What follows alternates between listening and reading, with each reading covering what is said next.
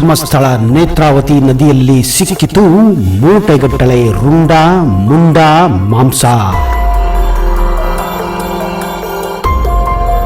ಹೌದು, ಧರ್ಮಸ್ಥಳದ ಪವಿತ್ರ ನದಿ ನೇತ್ರಾವತಿ ನದಿಗೆ ಸೇರುವ ಮೃತ್ಯುಂಜಯ ಹೊಳೆಯಲ್ಲಿ ಗೋಹತ್ಯೆಯ ನಂತರ ತ್ಯಾಜ್ಯವನ್ನ ಎಸೆಯಲಾಗಿದೆ. ಚಾರ್ಮಡಿ ಗ್ರಾಮದ ಬಳಿ ನದಿಯಲ್ಲಿ ಹಲವು ಮೂಟೆಗಳ ಮಾಂಸ ತ್ಯಾಜ್ಯ ಪತ್ತೆಯಾಗಿದ್ದು ಲಕ್ಷಾಂತರ ಭಕ್ತರ ಭಾವನೆಗೆ ಧಕ್ಕೆ ತಂದಿದೆ. ಬಜರಂಗ ದಳ ಪೊಲೀಸರಿಗೆ ಗಡುವು ನೀಡಿದ್ದು ತಪ್ಪಿತಸ್ಥರನ್ನ ಬಂಧಿಸುವಂತೆ ಆಗ್ರಹ ಮಾಡಿದೆ. ಕರಾವಳಿ ಕರ್ನಾಟಕದ ಪ್ರಸಿದ್ಧ ಪುಣ್ಯಕ್ಷೇತ್ರ ಧರ್ಮಸ್ಥಳದ ಪವಿತ್ರ ನದಿ ನೇತ್ರಾವತಿಯನ್ನ ಗೋ ಹಂತಕರು ಗೋ ಮಾಂಸ ಹತ್ಯೆ ನಂತರ ತ್ಯಾಜ್ಯವನ್ನು ಎಸೆದು ಮಲಿನ ಮಾಡುತ್ತಿದ್ದಾರೆ. ದಕ್ಷಿಣ ಕನ್ನಡ ಜಿಲ್ಲೆಯ ಬೆಳ್ತಂಗಡಿ ತಾಲೂಕಿನ ಚಾರ್ಮಡಿ ಗ್ರಾಮದ ಅನ್ನಾರೆಂಬಲ್ಲಿ ದುಷ್ಕೃತ್ಯ ಎಸೆಯಲಾಗಿದೆ.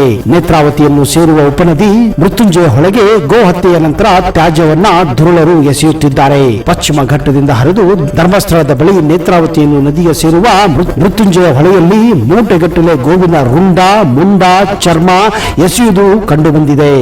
ಭಕ್ತರ ಭಾವನೆಗೆ ಧಕ್ಕೆ ತರುತ್ತಿದೆ. ಪ್ರತಿನಿತ್ಯ ಲಕ್ಷಾಂತರ ಭಕ್ತರು ಧರ್ಮಸ್ಥಳಕ್ಕೆ ಭೇಟಿ ನೀಡುತ್ತಿದ್ದು ಈ ಪೈಕಿ ಹೆಚ್ಚಿನವರು ನೇತ್ರಾವತಿ ನದಿಯಲ್ಲಿ ಪುಣ್ಯ ಸ್ನಾನ ಮಾಡಿ ಆಮೇಲೆ ದೇವಸ್ಥಾನಕ್ಕೆ ತೆರಳುತ್ತಾರೆ. ಅಷ್ಟೇ ಅಲ್ಲದೆ ಧರ್ಮಸ್ಥಳದ ದೇಗುಲದ ಮಂಜುನಾಥ ಸ್ವಾಮಿಯ ನಿತ್ಯ ಅಭಿಷೇಕವು ನೇತ್ರಾವತಿ ನದಿಯ ನೀರನ್ನೇ ಬಳಸಲಾಗುತ್ತಿದೆ. ಹೀಗಾಗಿ ಕೋಟ್ಯಾಂತರ ಭಕ್ತರ ನಂಬಿಕೆಗೆ ಗೋ ಹಂತಕರು ಕೊಳ್ಳೆ ಇಟ್ಟಿದ್ದಾರೆ ಎಂದು ಸ್ಥಳೀಯರು ಆರೋಪ ಮಾಡುತ್ತಿದ್ದಾರೆ.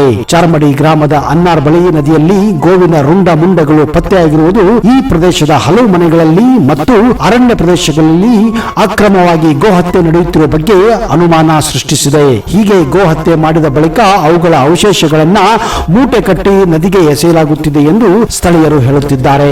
ಮತ್ತೊಂದೆಡೆ ಉದ್ದೇಶ ಪೂರ್ವಕವಾಗಿ ಪವಿತ್ರ ನದಿ ನೇತ್ರಾವತಿಯನ್ನ ಅಪವಿತ್ರಗೊಳಿಸುವ ಹುನ್ನಾರ ಎಂದು ಭಕ್ತರು ಕೂಡ ಹೇಳುತ್ತಿದ್ದಾರೆ. ಧರ್ಮಸ್ಥಳ ಒಂದು ಪುಣ್ಯಕ್ಷೇತ್ರ. ಆ ಪುಣ್ಯಕ್ಷೇತ್ರಕ್ಕೆ ಹೋದವರೆಲ್ಲ ನೇತ್ರಾವತಿಯಲ್ಲಿ ಮಿಂದು ತಮ್ಮ ಪಾಪಗಳನ್ನ ತೊಳೆಯಲು ಬಯಸುತ್ತಾರೆ ಹಾಗೂ ತದನಂತರ ಮಂಜುನಾಥನ ದರ್ಶನವನ್ನು ಕೂಡ ಪಡೆಯುತ್ತಾರೆ. ಆದ್ರೆ ನಮ್ಮಲ್ಲಿ ಎಷ್ಟೋ ಜನಕ್ಕೆ ಈ ನೇತ್ರಾವತಿ ನದಿಯ ಇತಿಹಾಸವೇ ಗೊತ್ತಿಲ್ಲ. ಅದರ ಹಿನ್ನೆಲೆ ಏನು ಅಂತ ಗೊತ್ತಿಲ್ಲ.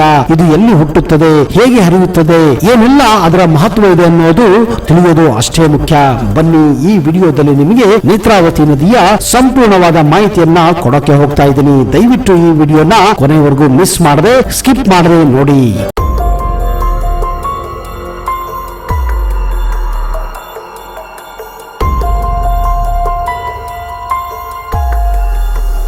ನೇತ್ರಾವತಿ ದಕ್ಷಿಣ ಕನ್ನಡ ಜಿಲ್ಲೆಯ ಒಂದು ಪ್ರಮುಖ ಹಾಗೂ ಜೀವನದಿಯಾಗಿದೆ.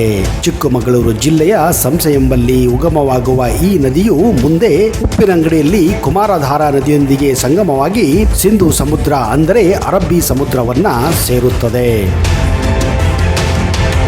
ಕರ್ನಾಟಕ ರಾಜ್ಯದ ಪ್ರಮುಖ ತೀರ್ಥ ಸ್ಥಳಗಳಲ್ಲಿ ಒಂದಾದ ಧರ್ಮಸ್ಥಳ ಮೂಲಕ ಈ ನದಿ ಹಾದು ಹೋಗುತ್ತದೆ. ಆದ್ದರಿಂದಲೇ ಇದನ್ನ ಭಾರತದ ಪವಿತ್ರ ನದಿಗಳಲ್ಲಿ ಒಂದು ಎಂದು ಪರಿಗಣಿಸಲಾಗಿದೆ. ನೇತ್ರಾವತಿ ದಕ್ಷಿಣ ಕನ್ನಡ ಜಿಲ್ಲೆಯಲ್ಲಿ ಅತ್ಯಂತ ದೊಡ್ಡ ಮಟ್ಟಿಗೆ ಹರಿಯುವಂತಹ ನದಿಯಾಗಿದೆ. ಸ್ಥೂಲವಾಗಿ ಪಶ್ಚಿಮ ಮುಖವಾಗಿ ಸಾಗಿ ಒಟ್ಟು 160 ಕಿಲೋಮೀಟರ್ ದೂರ ಹರಿದು ಮಂಗಳೂರಿನ ಪಡುಬದಿಯಲ್ಲಿ ಅರಬ್ಬಿ ಸಮುದ್ರವನ್ನ ಇದು ಸೇರುತ್ತದೆ. ಐತಿಹ್ಯದ ಪ್ರಕಾರ ಹಿಂದೆ ಹಿರಣ್ಯಾಕ್ಷನೆಂಬ ದಾನವನನ್ನು ವರಾಹ ಸ್ವಾಮಿ ಸಂಹರಿಸಿ ಭೂಮಿಯ ಉದ್ಧರಿಸುತ್ತಾನೆ. ಆ ಜಾಗವೇ ಈಗಿನ ಚಿಕ್ಕಮಗಳೂರು ಜಿಲ್ಲೆಯಲ್ಲಿ ಶೃಂಗೇರಿಯಿಂದ ಸುಮಾರು 20 ಕಿಲೋಮೀಟರ್ ದೂರದಲ್ಲಿ ಪಶ್ಚಿಮ ಘಟ್ಟಗಳ ಒಂದು ಭಾಗವಾದಂತಹ ಗಂಗಾಮೂಲ. ಇದನ್ನ ವರಾಹ ಪರ್ವತ ಎಂದು ಕೂಡ ಕರೆಯುತ್ತಾರೆ.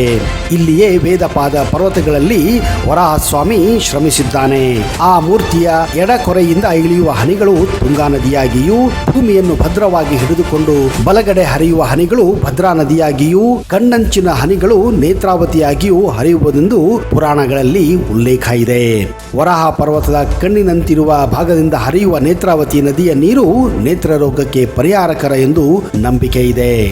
ಚಿಕ್ಕಮಗಳೂರು ಜಿಲ್ಲೆಯ ಪಶ್ಚಿಮ ಘಟ್ಟಗಳ ಭಾಗವಾದ ಬಲ್ಲಾಳ ರಾಯನ ದುರ್ಗದಲ್ಲಿ ನೇತ್ರಾವತಿ ನದಿಯ ಉಗಮ ಸ್ಥಾನ. 1458 ಮೀಟರ್ ಎತ್ತರದಲ್ಲಿರುವ ಈ ಪ್ರದೇಶವನ್ನ ವರಾಹ ಪರ್ವತ ಎಂದು ಕರೆಯುತ್ತಾರೆ. ಈ ಸ್ಥಳವು ಕುದುರೆಮುಖ ರಾಷ್ಟ್ರೀಯ ಉದ್ಯಾನವನ ವ್ಯಾಪ್ತಿಯಲ್ಲಿ ಬರುತ್ತದೆ. ಭಗವತಿ ದೇವಿ ಹಾಗೂ ವರಾಹ ದೇವರ ಸಣ್ಣ ದೇವಸ್ಥಾನಗಳು ಈ ಗುಹೆಯೊಳಗೆ ಒಂದು ನದಿಯನ್ನು ಉಗಮ ಸ್ಥಳದಲ್ಲಿ ನಿರ್ಮಿಸಲಾಗಿದೆ. ಪ್ರಾಚೀನ ಗ್ರೀಕ್ ಇತಿಹಾಸಕಾರರು ಈ ನದಿಯನ್ನ ನಿತ್ರಿ ನದಿ ಎಂದು ಕೂಡ ಉಲ್ಲೇಖಿಸಿದ್ದಾರೆ. ಹಲವಾರು ಕಿರಿ ಹೊಳೆಗಳೊಂದಿಗೆ ಪಶ್ಚಿಮ ಘಟ್ಟಗಳ ಬಂಗಾಡಿ ಕಣಿವೆಯಲ್ಲಿಳಿದು ಬರುತ್ತಲೇ ಕಡೀರು ದ್ಯಾವಗಳಲ್ಲಿ ಸ್ವಲ್ಪ ದೂರದಲ್ಲಿ ಈ ನದಿಯು 2 ಹಂತಗಳಲ್ಲಿ ಬಂಡಾಂಜೆ ಜಲಪಾತವಾಗಿ ಪರಿಗಣಿಸಲ್ಪಡುತ್ತದೆ.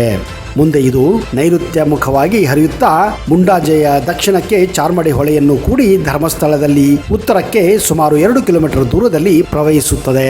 ನೇತ್ರಾವತಿಯನ್ನ ದಕ್ಷಿಣದಲ್ಲಿ ನೆರೆಯ ಹೊಳೆ ಸೇರುತ್ತದೆ. ಈ ಹೊಳೆ ಇತರ ತೊರೆಗಳು ಧರ್ಮಸ್ಥಳಗಳನ್ನು ಸುತ್ತುವರಿಯುತ್ತವೆ. ಅನಂತರ ಎಡದಿಂದ ಶಿಶಿಲ ಮತ್ತು ಸ್ವಲ್ಪ ದೂರದಲ್ಲಿ ಬಲದಿಂದ ಏರುಮಲೆ ಅಂದ್ರೆ ಬೆಳ್ತಂಗಡಿಯ ಹೊಳೆಗಳ ನೀರು ಪಡೆದು ಮುನ್ನಡೆಯುವ ನೇತ್ರಾವತಿ ನದಿ ಅಲ್ಲಲ್ಲಿ ಕಿರುಬಂಡೆಗಳಿಂದ ತನ್ನ ಸಂಚಾರವನ್ನ ಮುಂದುವರಿಸುತ್ತದೆ. ಆದರೆ ಹೆಚ್ಚು ಸಮತಟ್ಟಾದ ಪ್ರದೇಶವನ್ನು ಅಲ್ಲಿಂದ ಅದು ಪ್ರವೇಶಿಸುತ್ತದೆ. ಕೊಡಗಿನಲ್ಲಿ ಪಶ್ಚಿಮ ಘಟ್ಟಗಳ ಭಾಗವಾದ ಕುಮಾರ ಪರ್ವತದಲ್ಲಿ ಹುಟ್ಟಿ ಹಾಸನ, ಕೊಡಗು ಜಿಲ್ಲೆಗಳ ನಡುವೆ ಗಡಿ ನದಿಯಾಗಿ ಹರಿದು ಬಿಸಿಲೆ ಘಾಟಿನ ಮೂಲಕ ದಕ್ಷಿಣ ಕನ್ನಡ ಜಿಲ್ಲೆಯನ್ನು ಪ್ರವೇಶಿಸಿ ಕುಳಗುಂದದ ಬಯಲು ಬಳಿ ಸುಬ್ರಹ್ಮಣ್ಯ ಕ್ಷೇತ್ರವನ್ನು ಹಾದು ಬರುವ ಕುಮಾರಧಾರಾ ನದಿ ಉಪ್ಪಿನಂಗಡಿಯಲ್ಲಿ ನೇತ್ರಾವತಿ ನದಿಯನ್ನು ಎಡದಿಂದ ಬಂದು ಸೇರುತ್ತದೆ. ಅದು ನೇತ್ರಾವತಿ ನದಿಯ ಪ್ರಮುಖ ಉಪನದಿಯಾಗಿದೆ. ಮುಂದೆ ನೇತ್ರಾವತಿ ನದಿ ಪಶ್ಚಿಮ ಮುಖವಾಗಿ ಸಮುದ್ರದ ಕಡೆಗೆ ಕುಮಾರಧಾರಾ ನದಿಯೊಂದಿಗೆ ಹರಿಯುತ್ತದೆ. ತಾಲೂಕು ಕೇಂದ್ರವಾದ ಬಂಟ್ವಾಳವನ್ನು ಬಲದಲ್ಲಿಯೂ ಸುಮಾರು 5 ಕಿಲೋಮೀಟರ್ ಆಚೆಗಿನ ಪಾಣೆಮಂಗಳೂರು ಪೇಟೆಯನ್ನು ಎಡದಲ್ಲೂ ಹಾದು ಪರಂಗಿಪೇಟೆಯ ದಟ್ಟ ಹಸಿರು ಹಚ್ಚೆಯ ಬಳಿ ನಿಧಾನಗತಿಯನ್ನು ತಾಳುತ್ತದೆ ಈ ನೇತ್ರಾವತಿ ನದಿ. ನೇತ್ರಾವತಿ ರೈಲ್ವೆ ಸೇತುವೆಯು ಮಂಗಳೂರಿನ ಹೆಬ್ಬಾಗಿಲೆಂದೇ ಭಾವಿಸಲಾಗಿದೆ. ಈ ಅದ್ಭುತವಾದಂತಹ ನೇತ್ರಾವತಿ ನದಿ ಮುಂದೆ ಸಮುದ್ರವನ್ನು ಸೇರುವ ಮುನ್ನ 1.5 ಕಿಲೋಮೀಟರ್ ಅಗಲವಾಗಿ ನಿಧಾನವಾಗಿ ಅಲ್ಲಿಂದ ಹರಿಯುತ್ತದೆ. ಉಳ್ಳಾಳ ಸಮೀಪದಲ್ಲಿ ಫಲ್ಗುಣಿ ಅಂದ್ರೆ ಗುರುಪುರ ಹೊಳೆಯೊಂದಿಗೆ ಅದು ಸೇರಿ ಅಲ್ಲಿ ಸಮುದ್ರವನ್ನು ಸಂಪೂರ್ಣವಾಗಿ ಸೇರುತ್ತದೆ. ಸಮುದ್ರಕ್ಕೂ ಇದಕ್ಕೂ ನಡುವೆ ಕಿರಿ ಅಗಲದ ಮರಳ ದಂಡನೆಯ ಬೆಂಗರೆ ಎಂಬ ಕಿನಾರೆ ಪ್ರದೇಶವಿದೆ. ಆದರೆ ಇಡೀ ಕರ್ನಾಟಕದಲ್ಲಿ ನೇತ್ರಾವತಿಗೆ ಇರುವಂತಹ ವಿಶಿಷ್ಟ ಸ್ಥಾನಮಾನ ಇರುವುದು ಅದು ಧರ್ಮಸ್ಥಳದ ಪುಣ್ಯಕ್ಷೇತ್ರದಲ್ಲಿ. ಇಲ್ಲಿಯೇ ಆ ಮಂಜುನಾಥನ ದೇವಾಲಯ ಇರುವುದು. ಪುಣ್ಯಕ್ಷೇತ್ರ ಧರ್ಮಸ್ಥಳದಲ್ಲಿ ಮಂಜುನಾಥನ ದರ್ಶನ ಪಡೆಯುವ ಮೊದಲು ಭಕ್ತಾದಿಗಳು ಮೊದಲು ನೇತ್ರಾವತಿ ನದಿಯಲ್ಲಿ ಮಿಂದು ಆಮೇಲೆ ದರ್ಶನವನ್ನು ಪಡೆಯುತ್ತಾರೆ. ಆದರೆ ಮಳೆಗಾಲದ ಸಂದರ್ಭದಲ್ಲಿ ಮಳೆ ಜಾಸ್ತಿಯಾದಾಗ ಸ್ನಾನದ ಘಟ್ಟಗಳನ್ನು ಮುಚ್ಚಲಾಗುತ್ತದೆ. ಯಾಕಂದ್ರೆ ಇಲ್ಲಿಯ ನೀರು ಕಲ್ಲು ಬಂಡೆಗಳ ಮೂಲ ಹಾದು ಹೋಗುವುದರಿಂದ ಸುಳಿಗಳು ಕೂಡ ಹೆಚ್ಚಾಗಿ ಇಲ್ಲಿ ಕಾಣುತ್ತವೆ.